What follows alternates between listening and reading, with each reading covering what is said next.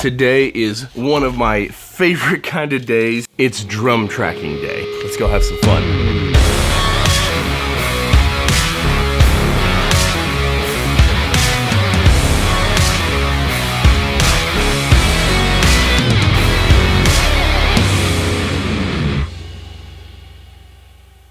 Can I get a large cold brew? You guys don't have extra large, do you? We do not.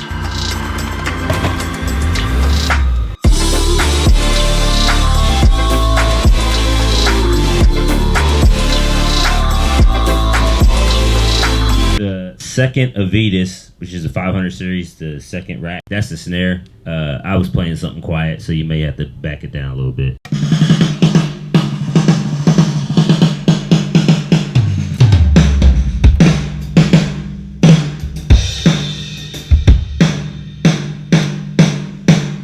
I think we're there. I've been trying to change it up like every month or so. You gotta live a little. So the BAEs are just chilling? Dude, I'm not one of them's hooked up. They're hooked up to the B kit right now. The BAEs and the Focusrite. This is a big change for you. I'm proud of you.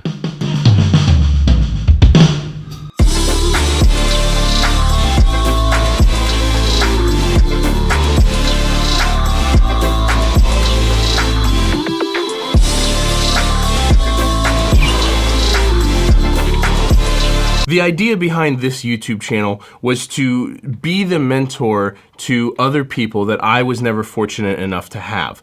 What are all of the things that I wish that I knew when I was 18 or 21 years old that no one ever told me, and I've had to learn the hard way over many years? So today I thought we'd get back to that exact thing. What's a bunch more things that I wish someone would have told me when I was 18 or when I was 20 that I can pass along to you guys about the music industry? What are things I wish I would have known? I think this might actually end up being some sort of a series of quite literal things that I wish I knew about the music business. So we'll say this is part number one. So one of the favorite things I've ever heard about the music business goes something like, how do you get $1 million in the music industry? You start with 3 million. Fortunately, I was never in this position, but like, if you're in this just to make money, you should just get out and go do something else.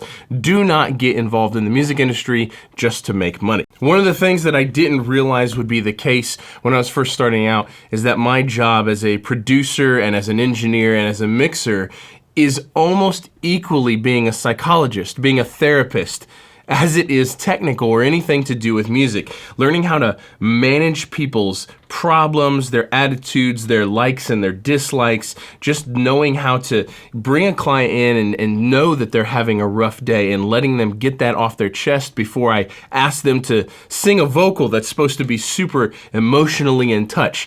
Being a therapist or a psychologist or whatever you want to call it, that is a much, much, much bigger part of my job than I ever anticipated it would be. And paying attention to this and focusing on being a good listener and being a good helper and being a good people person, I wish I would have tuned into that a little earlier in my career. The next thing is, if you're not getting paid up front, you're going to get burned eventually. Now, this is a hard one because you can't just start your career off getting paid in full up front. However, I would strongly encourage anyone who's interested in doing this for a living to continuously push your way towards getting paid in full up front, at least on most projects, because in my opinion, it's the single only way to keep from getting burned, which leads me into my next point about contracts. Now, I'm not against contracts. I think everyone should probably use a contract. However, one thing that I didn't realize in my early years about contracts is that if you don't have the money to fight in court, or you're not willing to take something to court over a contract, then your contract actually doesn't mean anything. See, just because you sign your name on a piece of paper, it doesn't mean that the other party is going to hold up their end of the agreement. And if you're not willing or capable of going all the way through court and dragging it out in court when necessary, if you're not willing or capable of doing that, then the contract actually doesn't mean anything. So use contracts, but just know that you have to be prepared to fight for it or get paid up front. So speaking of contracts and struggling to get paid and getting burned, let's talk about record labels for a second. Now, I've brought this up in other videos, but this is a good standalone video that I want to make sure I mention this in. Coming up, it was always thought of that the goal, the holy grail, was to either get a record deal as an artist or to work with a record label as a producer mixer. And the idea was that the only way you could be truly successful doing this is if you were working with a label. One thing that no one ever told me until I started working with labels, and I worked with some major labels, plenty of major labels, is that every single project I've ever done with a label ever has been more frustrating, more stressful, taken way longer, just unnecessarily difficult all the time. But more importantly than all of that, almost every label project that I've done, I have waited to get paid for far past the deadline of when I was supposed to get paid. It's crazy. I once waited 10 months to get paid from a major record label on a project where the due date was 30 days after the completion. So 10 months, 9 months longer than I was supposed to wait to get paid. So working with record labels is extremely frustrating and extremely difficult, and it is not the only way to be successful. Now, for me personally, one of the issues that I had with the day jobs that I had is I have a hard time dealing with people being my boss who are less capable than myself. And I know this is a super common thing that people struggle with. It's one of the things that drives me to be an entrepreneur, and I just happen to be all in on music. And so being a musical entrepreneur is the only single path for me. And one of the things that I didn't realize, though, is that I would throw in the towel on a 40-hour-a-week job, so that way someone couldn't tell me when to be at work and when I could or couldn't take time off, or when I had to get out of bed. I didn't want people to have that power over me. And what I didn't realize is that I would throw in the towel on a 40-hour-a-week job to work 100+ hours a week for myself, and get up early and work way harder than I ever did for anyone else and take way less time off than I ever did at any other day job. This is an extremely rewarding but extremely demanding field, and you have to hustle so hard to get anywhere with it. But I didn't realize going into this that I would be working so much harder than if I just had a normal day job. A couple things I want to mention real quick is, man, do I have a lot of big things in the works.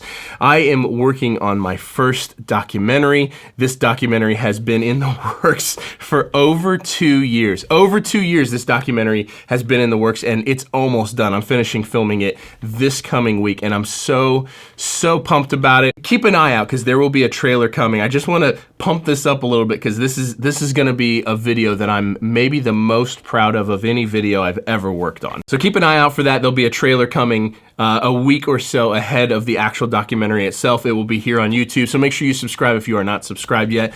The other thing that's coming is a review on these Focal Trio 11 BEs, stunning speakers. There'll be a full review on that, along with a handful of other speakers that are coming into the studio for me to try out. Okay, so for those of you that are into the EDC community, I have been after one of these for literally like 6 months. Oh my gosh, I'm such a nerd. All right, so first one here.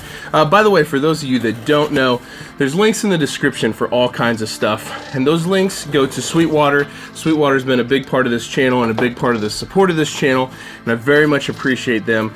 If you guys use the links in the description for literally anything, I get just a little bit of a commission, and it goes a long ways to help this channel out, help keep me creating content just like this. So use the links in the description for anything you want. Ooh, we got new String Joy. These are my favorite guitar strings.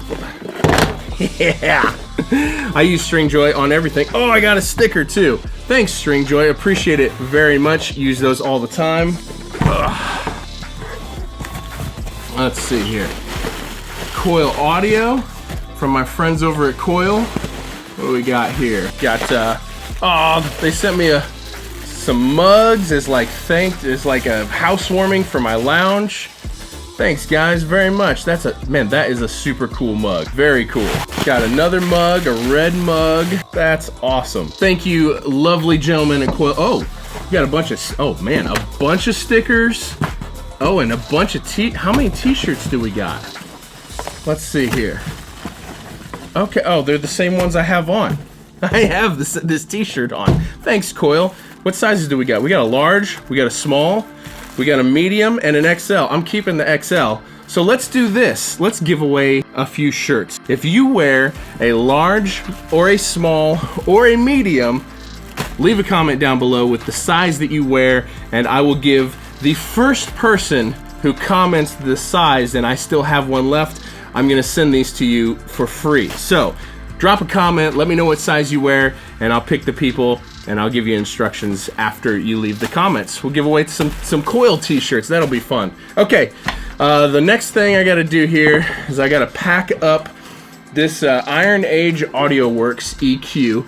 These guys sent this to me to demo, and it's a very good sounding EQ. I'm on the fence on whether or not I'm gonna buy one, if I'm being completely honest, but it does sound very, very, very good. It's very transparent, and it's really open and musical sounding. So anyway, I'll put a link down below for all of this stuff. If you guys are into hardware EQs, definitely an option you should check out and look into, and I appreciate it very much, them sending me one to demo. So I'm gonna get that packaged up and sent out, and we'll get these t-shirts in the mail.